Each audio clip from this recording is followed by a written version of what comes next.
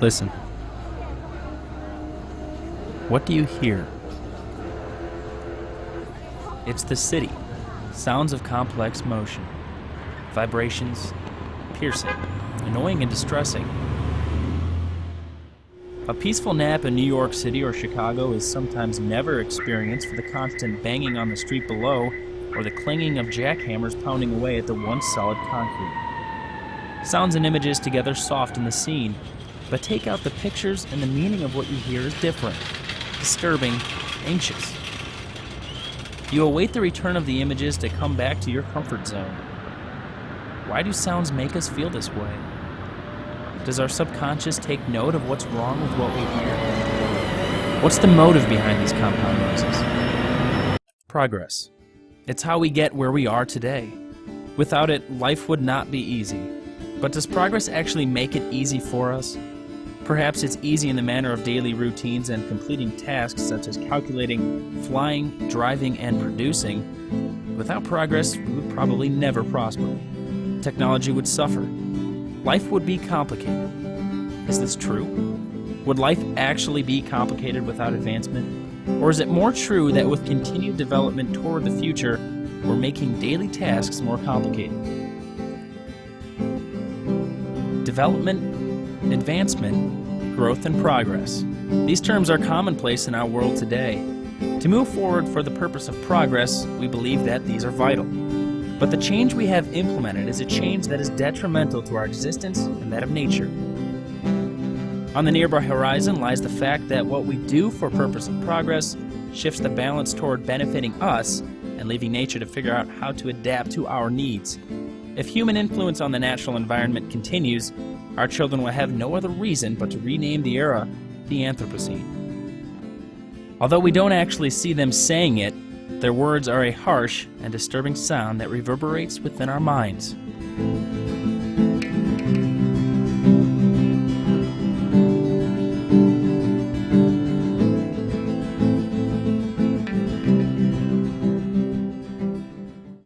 With the rising sun in the east, humans begin their daily hustle and bustle tasks, rushing to work, completing reports, analyzing future profits, building for tomorrow. But what's behind this daily blur that darkens the future of our planet? These images are humanity. We are these images. Future historians and anthropologists 1,000 years from now will easily identify these objects as humanity because they are the methods that modified Earth. Anthropogenic is a term that is creeping more and more in the news and academic journal articles. Students and people alike, when asked what this term means, answer with puzzled expressions. It refers to the influence that humans have on the natural world, influences that can have positive or negative effects. Anything that's human influence would be anthropogenic. Anything that people, humans, touch that affect the world around us. An anthropogenic effect on the weather, anthropogenic effect on the land. So human-induced changes will be anthropogenic changes. To understand the significance of our influence, explore the connections that are similar to a domino effect. As a family migrates into a virgin, natural landscape that will provide a perfect location for a home, they change the land by clearing trees and relocating soil to build. Just a few steps away, the land is turned into a garden to supply food for the new residents. Then, several people follow in to settle in the same area. When a series of dwellings are built, they require utilities to function and more land to grow food. Therefore, electricity and plumbing are installed and land turned into fields. To supply utilities for the growing neighborhood, power and water plants are constructed. When finished, the utility plants require more earthly resources to provide for the demand. Coal is chiseled out to fuel the furnaces that turn pumped water into steam to run the turbines to create electricity. Water for consumption is pumped in, purified, treated, and polished. Over time, the neighborhood expands into a city. More electricity and water is needed to supply the demand. Therefore, more land is acquired to supply the fuel needed to turn the turbines. More water is needed for steam and supply the growing city. Consequently, dams are constructed to increase the storage of water. Food is also required to supply the expanding city. Land is modified to make it more suitable for growing crops. As the city continues to expand, the land for growing crops dwindles. The result is to continue to modify the land for agriculture just outside the city. As the years turn into decades, the scenario is similar to playing leapfrog.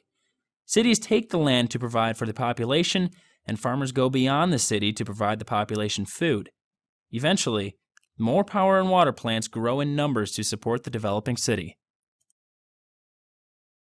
Complicating matters, conveniences such as stores, markets, and outlets are built to provide the growing city with their necessities. This increases the rate of population growth and land required to sustain growth. You may be wondering what's the problem with this if it demonstrates success and prosperity. You may be right. Nevertheless, the domino effect is complex. All that has been discussed is the modification of land to supply the demand of an expanding city. But consider the byproducts of this expansion. At any time you convert land, soil, and you change it to concrete and asphalt, you're certainly changing the way the surface of the planet absorbs sunlight, or the albedo.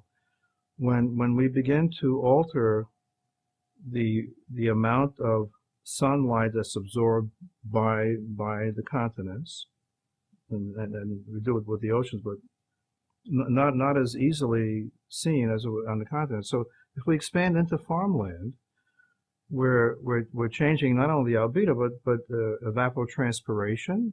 We're changing that as well. And how far can we go with that? How far can we go eating up wonderfully productive farmland like we have in a good part of the United States, at least the Midwest, the breadbasket of the world?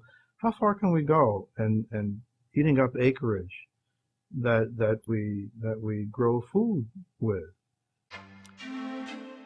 Every acre we expand takes away a piece of nature. It takes away the natural air, the virgin land, the natural habitats that wildlife needs to survive. It's an invasion on nature, uncontrolled, simply for the purpose of progress. But there are differences. The differences are based on location.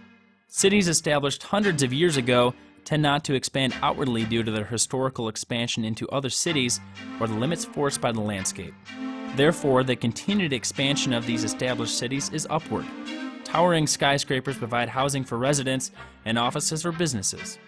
But the cities that are not bound by natural limits continue to expand outwardly due to the vast resource just outside the city limits. In addition to the issue is the psychology of the human mind. Each of us has a certain buffer zone. Some zones of comfort are large and others small. Those who live in large cities around the world tend to have small buffer zones, which is evident by the way they reside in dwellings. People who have large buffer zones live in landscapes that are wide and open. Taiwan is an Asian island off the coast of China. The island is approximately the size of Indiana. 23.2 million people live on this island. It's crowded. Future outward expansion is not possible. So how do they house future generations? The answer is to build upward, which has been traditionally done in the past. The Taiwanese typically have a small buffer zone that allows them to tolerate the crowded population and build upward. Perhaps this is the answer for cities on vast amounts of land. Instead of expanding the city limits into the natural environment as well as decrease the agricultural lands, cities should begin building upward. The answer is simple, but the comfort zones of the residents are not that easy to shrink. People enjoy their lawns and flower gardens. Suburbanites want to allow their dogs to run free in their backyards. Children play in sandboxes. Privacy fences are raised to keep neighbors from prying. How do we convince people to change? Do people realize what the future would be if we continue to expand unrestricted into nature's realm? Seniors that are about to go into the world or go on to advanced degrees, we find that a substantial portion are not aware of things like the effects of global climate change. What do they do? So it's important that we do our job and sort of getting the word out. I think it's if one tunes in, one reads the newspaper and looks at the news and watches and listens, it's becoming pretty much aware. It's a story that's unfolding in front of us, and I think more and more are becoming aware. But still, we need to make that happen even more, because the more collectively we learn about the results of our development, the negative effects, maybe the faster we'll respond in trying to mitigate those effects. When cities invade the agricultural lands, less food is produced to feed the people. When land for growing crops shrinks, farmers are forced to modify it to increase yields on a smaller plot. In order to increase the yields, they must use fertilizers. Fertilizers not only modify the immediate area, but also modify areas thousands of miles away. When a farmer applies fertilizer on his crops, it increases the abundance of food. When it rains, the fertilizer is eventually carried to a nearby stream. One stream dumps its water into a small river, which dumps into another river, which dumps into a larger river, until it ends up in the ocean. The southern coast of the United States along the Gulf of Mexico is considered the highest polluted water in the world due to agriculture. Nitrogen is the dominant chemical in fertilizers. When nitrogen ends up in the Gulf Coast area, the bacteria population increases. The effects cause fish and native water plants to die due to the lack of oxygen in the water. More importantly, the beaches where people swim for pleasure become vacant due to the fear of flourishing diseases. Farmers are not to blame. It's the population as a whole. Increased population centers demand more from smaller fields. Sure, there's plenty of land, but there's a risk that can affect the future, the degradation of the land. There's a break point, and there's a break point as to how productive an acre can become. Can you get 500 bushels of corn out of an acre? I doubt it. I don't think so. Or soybeans. There's a point you say, well, how we can just be more productive with the acreage that we have, but there's a limit. And the more acreage that we convert to urbanization, to urban uses, the less we'll have to grow, and the more we change not only the albedo of our surfaces, but evapotranspiration as well, which affects the atmosphere. Too much fertilizing, soil compaction, and overgrazing can have adverse effects for civilization. Fertilizing could possibly make the soil sterile. Crop yields would diminish, as would the food supply. Soil compaction creates a powder that limits water absorption. During heavy rain events, the water would run off, taking the important ingredient with it, topsoil. Increased runoff increases the risk of devastating floods. The demand to increase beef and pork production causes overgrazing that can result in desertification, a change in the land that limits its ability to repair itself. The atmosphere is another vital component in the function of the Earth's system. It's a filter from the powerful rays of the sun, a blanket that keeps us warm at night and cool during the day. It contains the important ingredients of life. It feeds the world. It refreshes us. Maybe we don't realize how important it is to us because we only acknowledge that it produces fascinating storms and picturesque sunsets and clouds. The air is choking from our advancements. The use of electricity, refining oil, manufacturing products, and driving to and from work is creating a major change in the function of the atmosphere. In the 1920s, Thomas Midgley Jr. developed chlorofluorocarbons. The purpose was to find a non-volatile compound that would be used as a refrigerant and propellant. Throughout much of the 20th century, this compound was manufactured and used. In the 1970s, scientists concluded that CFCs were having harmful effects on the ozone layer that protects life from the damaging ultraviolet rays of the sun. Today, most of the world no longer manufactures CFCs, but the damage has already been done. It will be decades before ozone levels will return to normal. Deforestation in South America is harming the environment as well. Trees are cut and burned, increasing airborne particulates. The forest cover that once provided dwellings for wildlife and protection from the sun is smaller. The greenhouse gas carbon dioxide increases slowly when the absorber is removed. Maybe about 8,000 years ago, when humans started farming, primitively, and beginning to turn the earth, cut trees down. By doing that, deforestation begins to alter the amount of CO2. Cut down a tree, and you're removing a unit that removes CO2 from the atmosphere. And then if you burn it or let it rot, it will add CO2. So it's a double hit. So in a very rudimentary way, that started maybe 8,000 years ago, after the last ice age ended, and humans were beginning to till the soil. But in a much more rapid way, in the last 150 years since the Industrial Revolution, when we've accelerated the increase in carbon dioxide by increased deforestation, of course, burning of fossil fuels in a big way. Fossil fuels we use to supply electricity and run our vehicles further increases air pollution, resulting in an increase in the number of hot, stifling days and smog that chokes the residents of a town low in a valley. Denora, Pennsylvania is situated approximately 20 miles to the south of Pittsburgh in a low valley surrounded by rolling hills. A bustling city produced steel, coal, and agriculture. Between October 26th and October 31st, 1948, 68 people died from industry-produced smog. The cause was a temperature inversion where warmer temperatures above the valley created a lid over the cooler valley, trapping high levels of pollutants. In later decades, hundreds of people would live out their lives with disabling health issues, such as lung cancer and heart disease. If you look at the skyline of a large city, you might see a brownish layer hovering just above the towering buildings. This layer is smog produced by traffic and the increase in industry. It traps heat and lowers the purity of air we breathe in.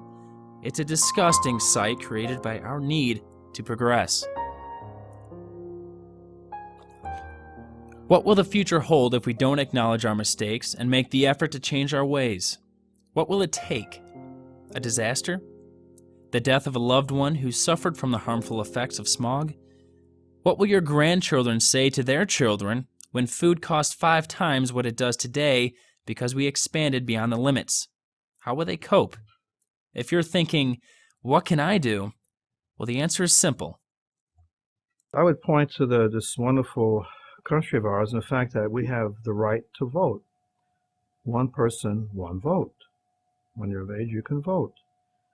And so if one took the tack that, well, my vote doesn't mean anything, well, then how does a president get elected? How does a member of Congress get elected? They get elected by lots of people going to the polls with their single votes, and collectively they make a difference in person A getting elected or person B. If you don't vote, you don't have a say. Yes, it's one voice, but it's a collective of millions, and on the planet billions of voices that have to be heard in order to get in order to go in a direction. You've got to, when you build a building, and if you build it out of bricks, one little brick at a time makes the building go up.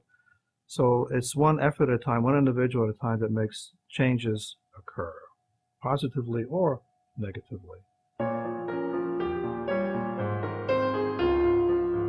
Acknowledging and understanding the influence we have on the natural world will promote a global decision to protect what we have.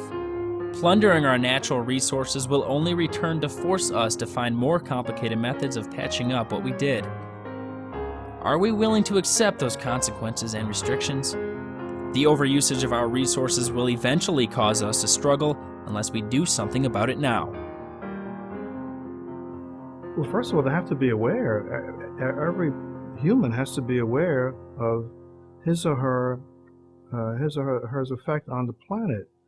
Awareness is number one. Education. You've got to know when you're brushing your teeth and the water is running and running and running, and maybe a couple of gallons run through. You've got to be aware of the fact that it's a limited resource. we've got to get away from the idea that there's always more of everything. We go to a grocery store and there's always more of everything, at least in this country. But that's not always the case. At some point, we're going to run out. We have a beautiful blue-green globe here called planet Earth. It's got limitations on its resources. We can't just keep pummeling and pulling out the resources that we utilize without realizing they're limited. And so awareness is number one. We've got to know that it's limited. If you have time for a quick story, a Russian immigrant in New York City came to visit family members that had been living here for a while. This was in New York City, in Brooklyn, and they took their family member that was never been to the United States before, took him into a supermarket, and the visiting Russian individual asked, "What can we buy here?" And their relative said, "Well, you can buy anything you want." Well, how much can we buy? As much as you want, as long as we pay for it. And the visiting Russian cried because that was something that unheard of in the old Soviet Union and to a lesser degree in Russia today. But what we take for granted is not available in a good part of the rest of the world. Limited resources. We've got to know that they're limited, and we've got to take steps to manage the resources in an intelligent way so that they're sustainable into the future. Will we be comforted by the duet of pictures and sounds of nature's realm in its splendor, or will we only hear the echoes of our future children deciding on the official label of our mistakes as the Anthropocene era? The biggest enemy to positive change is apathy, simply not caring, not becoming involved. Being apathetic gets nothing done, whether it's for voting, whether it's for sustaining a resource.